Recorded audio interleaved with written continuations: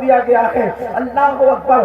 حافظ ذہبی لکھتے ہیں اس کا مفہوم یہ ہے، ایک مرتبہ امام علی مقام امام حسین علی جد امام علیہ السلام کو مدینہ منورہ میں کسی میت میں نماز جنازہ کے لیے طلب کیا گیا۔ نماز کسی کے گھر میت ہوئی تھی، گھر والوں کی تمنا تھی کہ نماز جنازہ جو پڑھائے گا وہ آل رسول پڑھائیں گے، نبی کا شہزادہ پڑھائے گا، حسین ابن علی پڑھائیں گے۔ اللہ اکبر۔ میت کسی کے گھر میں ہوئی ہے، جنازے میں جنازہ پڑھانے کے لیے امام حسین کو بلایا گیا ہے۔ امام علی مقام تشریف لاتے ہیں اور آنے کے بعد دور جنازے سے دور اپنی جوتیوں کو اپنے نالین کو اتار دیتے ہیں، اور اتارنے کے بعد جنازے پہ تشریف لاتے ہیں۔ آپ نماز جنازہ پڑھاتے ہیں اور نماز جنازہ پڑھانے کے بعد آپ جیسے ہی اپنی جوتیوں کی طرف جانے لگتے ہیں، جیسے ہی اپنے نالین کی طرف جانے لگتے ہیں، تو لوگوں نے کیا دیکھا؟ سردی کا موسم تھا، مدینہ منورہ کی پاکیزہ سردی تھی، لوگوں نے اپنے آپ کو کمبلوں میں لپیٹ رکھا تھا۔ عام طور پہ زیادہ تر لوگ پہچان میں نہیں آ رہے تھے۔ لوگوں نے دیکھا سب سے ایک مقدس بوڑھا نکلتا ہے جس کی داڑھی سفید تھی، اس کا قد بہت اونچا نہیں تھا، اور وہ نکلنے کے بعد دوڑتا ہے، امام حسین کو اوورٹیک کرتا ہے۔ امام حسین پیچھے رہ جاتے ہیں، وہ دوڑ کر کے آگے بڑھتا ہے، اور آگے بڑھنے کے بعد وہ مقدس بوڑھا جس کی داڑھی سفید تھی، حالانکہ ابھی داڑھی امام حسین کی جو وہ کالی تھی، امام حسین جوان تھے، وہ دوڑنے والا بوڑھا امام حسین سے عمر میں زیادہ تھا۔ اللہ اکبر۔ جب وہ مقدس بوڑھا آگے بڑھا، آگے بڑھنے کے بعد اس بوڑھے نے امام حسین کی جوتیاں سیدھی کی، اور جوتیاں سیدھی کرنے کے بعد امام حسین چونکہ جوتیوں سے لے کے جنازے تک ننگے پیر تشریف لے گئے تھے، تو آپ کے تلووں میں مٹی لگ گئی تھی، آپ کے تلووں میں گرد و غبار لگ گیا تھا۔ اس مقدس بوڑھے نے صرف جوتیاں سیدھی نہیں کی بلکہ اپنے امامے کا شملہ، یہ جو امامہ باندھا جاتا ہے، سنت ہے شملہ چھوڑنا، اس کو شملہ کہتے ہیں، شملہ بھی کہتے ہیں، تو اس مقدس بوڑھے نے امام حسین کے پیروں کو پکڑا اور ان کے تلووں کو اپنے مقدس شملے سے صاف کیا۔ اللہ اکبر۔ میرے آقا صلی اللہ علیہ وسلم کے دیوانوں، ذرا اندازہ تو کرو، مدینے کی سرزمین ہے، قرون اولا ہے، صحابہ کا دور ہے، تابعین کے دور کی ابتدا ہے، صحابہ کے دور کی انتہا ہے۔ امام حسین کی جوتی سیدھی کرنے والا اپنی عمر کا خیال نہیں کرتا، اپنی سفید داڑھی کا خیال نہیں کرتا، اور حسین کے تلوے کی مٹی کو اپنے امامے کے شملے سے صاف کرتا ہے۔ اس وقت لوگ دم بخود تھے، حیرت زدہ تھے، یہ مقدس بوڑھا کون ہے جو حسین کے تلوے کی مٹی کو اپنے امامے کے شملے سے صاف کر رہا ہے۔ جب لوگوں نے غور سے اس کا چہرہ دیکھا تو وہ کوئی معمولی شخصیت نہیں تھی، وہ میرے نبی کے صحابی حضرت ابو ہریرہ تھے، جو امامے کے شملے سے حسین کے تلوے کی مٹی کو صاف۔ نعرہ تکبیر، نعرہ رسالت، نعرہ غوثیت، مسلک اعلیٰ حضرت فیضان اعلیٰ حضرت عظمت امام حسین شہید اعظم کانفرنس حضرت علامہ سید امین القادری صاحب قبلہ۔ سبحان اللہ سبحان اللہ۔ اس طرح محبت کی ہے۔ اور اہل بیت کی محبت کا صلہ کیا ہے؟ اہل بیت کی محبت کا صلہ کیا ہے؟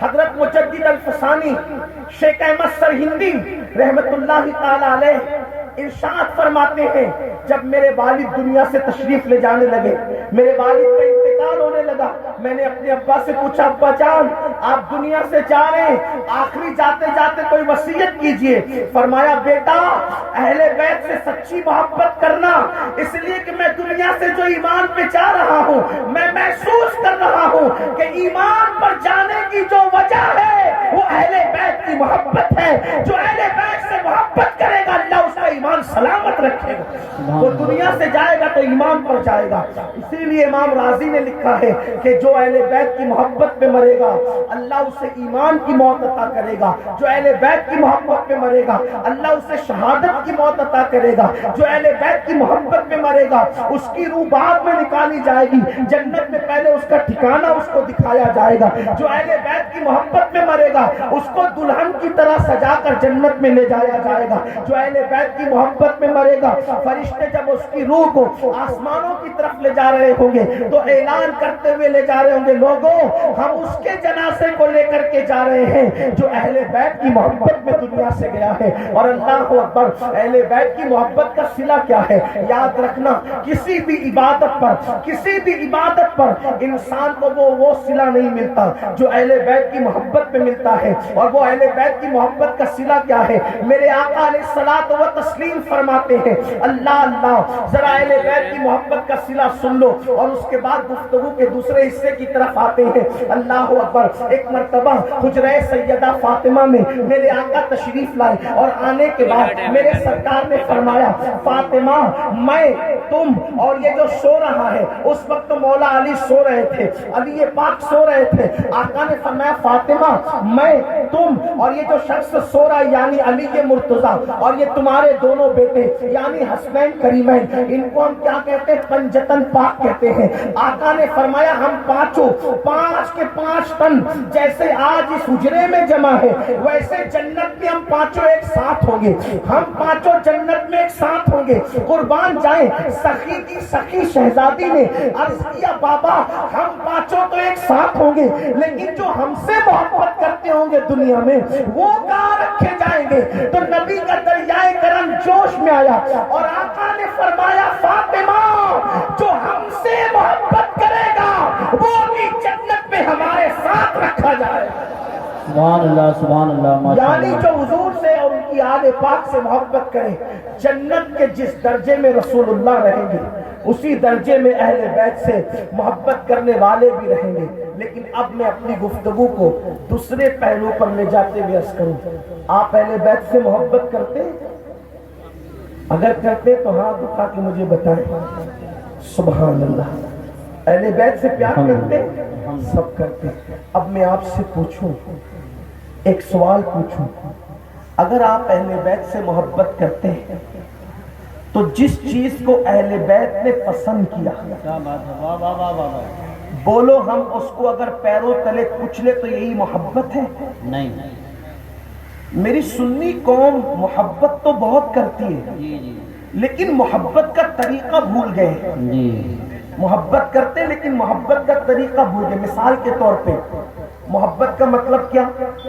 ہم سمجھتے ہیں محبت حسین کا مطلب محرم کے 10 دنوں میں محفل کر لینا, بس یہ محبت. کچھ حد تک کہ شربت بانٹ لینا یہ محبت. کچھ لوگ کھچڑا پکا کر تقسیم کر دینا اس کو محبت سمجھتے ہیں. کھچڑے کی اہمیت اپنی جگہ ہے, وہ رہے گی, وہ کرتے کریں گے, اس کو کوئی منع نہیں کر رہا ہے. شربت پلاتے رہیں گے, اس کو کوئی منع نہیں کر رہا ہے. لیکن آپ سے پوچھتا ہوں, کربلا میں امام حسین شربت اور کھچڑے کے لیے گئے تھے یا دین بچانے گئے تھے؟ آپ مجھے بتائیں. اس کو آپ کو خیال رکھنا چاہیے. ہماری قوم کا حال یہ ہے, ہماری قوم مفت میں جنت لینا چاہتی ہے. مفت میں جنت مفت میں نہیں ملتی. جو جنتی جوانوں کا سردار تھا اس کو جنت مفت میں نہ ملی تو مجھے اور آپ کو جنت مفت میں ملے گی؟ جنت کی قیمت کتنی چکائی انہوں نے, جنت کی قیمت کتنی چکائی. علی اکبر جیسا ہم شبیہ پیغمبر قربان کیا, علی اصغر جیسا 6 مہینے کا شہزادہ قربان کیا, قاسم جیسا 19 سال کا بھتیجا قربان کیا, پورا گھر کے گھر لٹایا.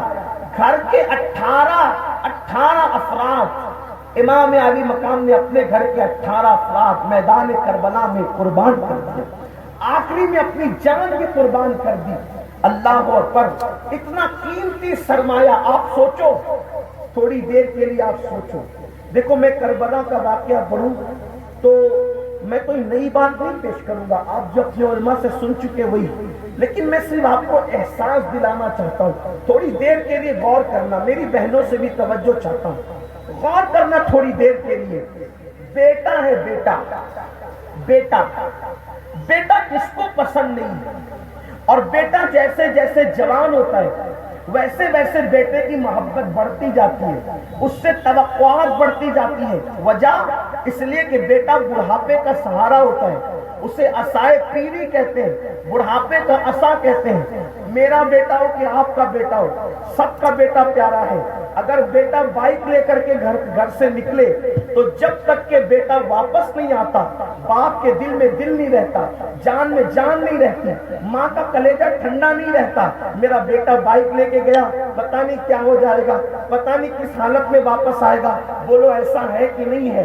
لیکن اللہ اکبر, میرا اور آپ کا بیٹا وہ مقام نہیں پا سکتا جو امام حسین کے بیٹے کا مقام تھا. امام حسین کے تو سارے بیٹے بے مثال تھے, لیکن مولا علی اکبر جو ہم شبیہ پیغمبر تھے, جس کا چہرہ نبی کے چہرے کی طرح تھا, جس کا چلنا نبی کے چلنے کی طرح تھا, جس کی آواز نبی کی آواز کی طرح تھی, ہم شبیہ پیغمبر تھے. جب نبی کے گھر والے رسول اللہ کی زیارت کرنا چاہتے تو علی اکبر کو ڈھونڈتے, کیونکہ رسول اللہ تو پردہ فرما چکے تھے. علی اکبر کی صورت دیکھ کر دل کو چین دیتے. جب لوگ علی اکبر کی صورت دیکھتے تو لوگوں کی زبان پہ درود کے نغمے آ جاتے, لوگوں کی زبان پہ ذکر اذکار آ جاتا. علی اکبر ہوں بہو ہم شبیہ پیغمبر تھے, رسول اللہ کے ہم شبی تھے. سوچو ایسا خوبصورت بیٹا 18 سال کا جوان ہو جائے اور اس کے بعد قدرت کا نقیب غیب سے اعلان کرے, حسین ایک طرف اللہ کا دین ہے اور دوسری طرف تیرا جوان بیٹا ہے, دونوں ہے, ایک طرف اللہ کا دین دوسری طرف جوان بیٹا. بولو دین قربان کرو گے کہ جوان بیٹا قربان کرو گے؟ مولا حسین نے بتا دیا, مولا اے میرے اللہ, میں تیرے دین پر اپنا جوان بیٹا قربان کر دوں گا. آپ اندازہ تو کریں کتنی بڑی قربانی ہے. کربلا میں دین کی اہمیت بتائی جا رہی ہے.